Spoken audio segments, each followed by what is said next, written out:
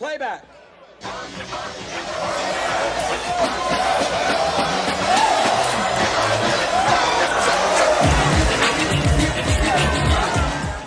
As far as I know, you've been arrested at least 18 times, and you often refer to an inside-outside strategy to infiltrate the system. Can you explain what you mean by that? I think it's important when the opportunity is there to infiltrate the system and change it for the better from within. And I think it's that multi-generational communication that's actually going to make things a lot better. I mean, John Lewis is the perfect example of an inside-outside strategy person. The guy, was beaten by the police, marched at Selma, was a freedom rider, and made good trouble. Unlike a lot of the activists that I deal with who behave like toddlers the moment their utopian idea can't be achieved perfectly, and they just want to shut everything down because of that. John Lewis was a realist, a pragmatist, and an idealist all at the same time. That's what it takes to move things forward. As a visual artist, you often use simple and provocative messages, clear visuals, heavily charging symbolism and cynicism. That way, you have more in common with Mr. Trump, President Trump, that you're maybe comfortable admitting. I don't know if people can see.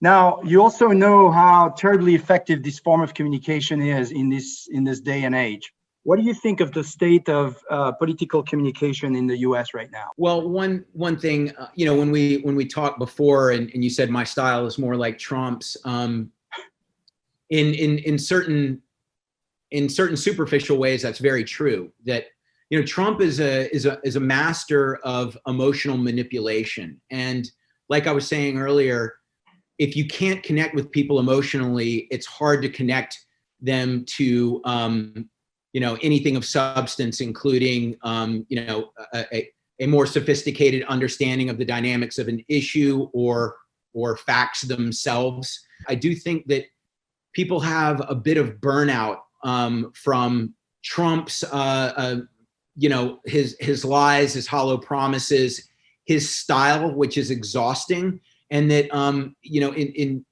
in some ways, I think that there's a civil tone with Joe Biden that he seems stable, at least, has benefited him. I think he's communicated well. But really, what I think is a big problem with why the country is where it is because a lot of people don't look deeper than sound bites. And I don't know whether you've seen The Social Dilemma. The Netflix doc. They're existing in their own sort of curated bubble, their own reality. I think that schools, of course, talking about civic engagement, the importance of understanding how government works and voting, all of those things are part of democracy that I would want people to understand so that they can make sure that things are shaped for them and for the people that they have empathy toward, which, that's what drives me in a lot of what I'm doing. I was really thrilled to hear that you are involved in the Contract for Black America, which is a influencer, artist, activist collaboration to advance racial justice. Was wondering if you could just tell us a little bit about this project, what drew you to it, and what you hope to achieve by building artist-activist relationships around racial justice. I think just racism was one of the first things that jived with my sense of fairness, that judging people based on something so superficial, and then that having many generations of ripple effect when a lot of these forms of discrimination impact people economically, that then reinforces the idea that that they're not trying to do all they can to be productive members of society, that then leads to disproportionate incarceration. So when Ice Cube reached out to me about helping with a logo for the Contract for Black America, the first thing I said was, I'm a white guy. I think a black guy should do this, or a black woman should do this. And he said, well, I like your art and we need allies in this. And I think that a show of solidarity is really important. And in an ideal world, if I had a little bit more time, I would have said, I know a bunch of great Black designers this should be a collaboration, because really we do need to be united in dismantling racism. What advice would you have for a climate activist to move beyond facts and actually stir people's emotions and touch their hearts? Well, what I've tried to do is I've tried to make images, a range of images around climate change and the environment that I think just have an undeniable visual appeal. And then when they lean into what the image is about, then I can hit them with the facts. It's a Trojan horse approach. Thank you. That was great advice. When did you start making art to convey social change? And was there a defining moment? Well, the seeds were planted largely by things I was into, like punk rock with bands like the Dead Kennedys and the Clash having a lot of social and political commentary in their music, Bob Marley. It was really, though, when I discovered artists like Keith Haring, who was doing things like Crack is Whack and things against nuclear proliferation and images, about the AIDS crisis, and then Robbie Canal, who was doing a lot of political posters. And in starting around 1989, 90, I made some images that were against racism and against any sort of restrictions on freedom of speech. So there wasn't one defining moment. Seeing Robbie Canal's work was a very important moment. Hearing the Dead Kennedys was an important moment. But really it was a gradual coalescence and evolution for me. Yeah. So what's the in your mind, what's the role of arts in revolutionary times like today? And can you give us examples when arts in the past have really influenced social change?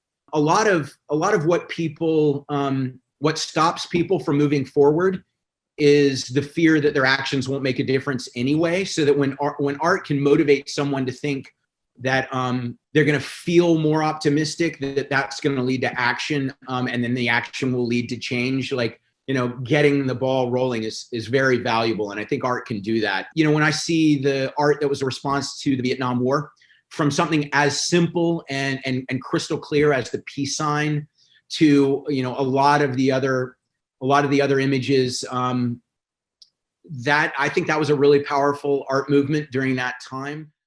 I told you I was going to have a quote for you, and you have to guess who. Can you read? "We can't do anything to change the world until capitalism crumbles. In the meantime, we should all go shopping to console ourselves." Do you know who wrote this? Well, I intentionally didn't look it up, but but I've known him long enough to think that it's Banksy. Yeah. Is it? Yeah. Well done. I don't think that there's anything wrong with, say, purchasing something that you think helps you to define who you are. And whether that's a t-shirt graphic or an album or an art piece, that's one thing. But like Chuck D from Public Enemy said, it's important to not let the designers of the outside design your insides. And so that's consumerism it's a very delicate thing. Conspicuous consumption is a very delicate thing. We know that a lot of young people are really disheartened by this political process, so much so that so many aren't even thinking about voting. So my question is, how can we remain empathetic towards this perspective while fostering open dialogue that encourages youth voter turnout? So what I've been trying to do with a lot of my work is basically say around voting. My work around voting is basically say that if you don't vote, you're basically leaving it in the hands of someone you might disagree with to shape what government looks like. And I'm trying to use a little bit of that rebellious psychology. For a longer term, I think that one, having a voting holiday that's a federal holiday as well as a mandatory day off of work for people to vote. Two, making sure that education has a lot more thoroughness and depth to civics. I mean, I remember taking civics for like 2 weeks and that was it. And I went to decent schools. Civics aren't emphasized enough. What advice can you offer to white activists and allies who have the possibility of embodying characteristics of the white savior complex when advocating for racial justice? One of the main things I think is understanding how to be an ally by supporting the voices that aren't heard often, rather than trying to speak as if you can speak for them or in place of them, even with good intention. And I think that sometimes people are clumsy about how they're trying to help, and they and I don't think they should be beaten down for not doing it quite right. I think they should be gently educated how to be a better ally, and I think that's what you're getting at. So it often feels like the art world is split in two, right? There's the sort of established and exclusive part of that world with collectors and museum and superstar artists. And then the other one is more grassroots, liberated, populist, and with a clear agenda for change. So how do you help us reconcile these two approaches for how you reconcile it for yourself? And is there a continuum between the two worlds, or are they mutually exclusive? They're definitely not mutually exclusive. The art world I have a lot of problems with because I think a lot of it's trophy driven, and it's a system that is elite, that caters to elites. On the other hand, I love making art that I get to spend enough time on to justify whatever price that time is worth. And so, to be proud of an art object and sell it for a lot of money, that allows me to paint murals that I lose money on. It allows me to give away stickers to donate to organizations I believe in. Almost everything I create, whether it's an inexpensive poster or a very expensive canvas, has a charity component that then puts money back into the kinds of organizations that are shaping the world into the one I want to see and that I'm talking about with the art itself. You had two fascinating experiences of mass virality, right? With the first was with Andre the Giant, the Obey sticker campaign, and then later the Obama Hope poster, right? What did you learn from these two experiments that shapes your activism strategy today? I'd say the thing that I learned from the original Andre sticker and then the Obey mutations of that is that leaving some latitude for interpretation, but provoking people and agitating people, it leads to them asking questions. And I think that people are driven by emotion. They aren't interested in facts until you've connected emotionally. So you have to do that first, and then hope that then inspires a deeper look that can be driven by data. This has just been thrilling. Clearly, you don't do art because you don't know how to use your words. You're so articulate, Shepard. It's just incredible. I love everything that you've said. It means so much. Okay, you've been arrested 18 times. And you do things that are called civil disobedience, right? I had been arrested before last year when I moved to DC with Fire Drill Fridays, where I worked with Annie and Greenpeace to create this action. I've been arrested before, but not for civil disobedience. I found it incredibly empowering, don't you think? Yeah, absolutely. And I think that I've had some very, very interesting conversations with the police while I'm going through these things. I get the sense that if I got to spend a little bit more time with some of them, their whole perspective would be shifting. And also, I think that mass demonstration, when it overwhelms the forces of control, can show people just how fragile unjust control is. I mean, it was amazing to see how many cities started to talk about police reform after this summer's racial justice protests. So I'm seeing things that are incredibly encouraging coming out of that. Yeah, I couldn't agree with you more. There's the Yale Project on Climate Communications. What they have said is there are 13 million Americans who would engage in civil disobedience, but nobody's asked them.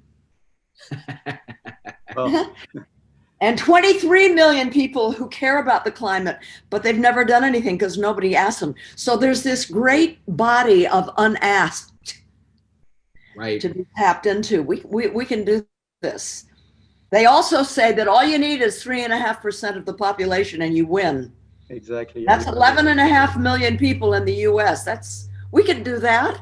Yeah, I agree. You know, I'm making visuals all the time that I hope serve as the tools to invite those people in. And Right. In my old age, come to terms with the fact that there's a very complex array of variables coming together for anything to achieve a critical mass. And I can only do part of making that work. But as long as I have breath in my lungs, I'm going to always try to do that little part. I wish I could hug you. I couldn't agree more. Thank you. All right, guys. This is great. Thank you so much. Thank you, Jane, for joining us and participating in the conversation. Shepard, thank you so much for your generosity with your time. Everything you're doing, we love it. Continue to do it. We have 27 days to hold our breath. So let's keep on working really hard, right? And let's go vote. And thank you, everyone.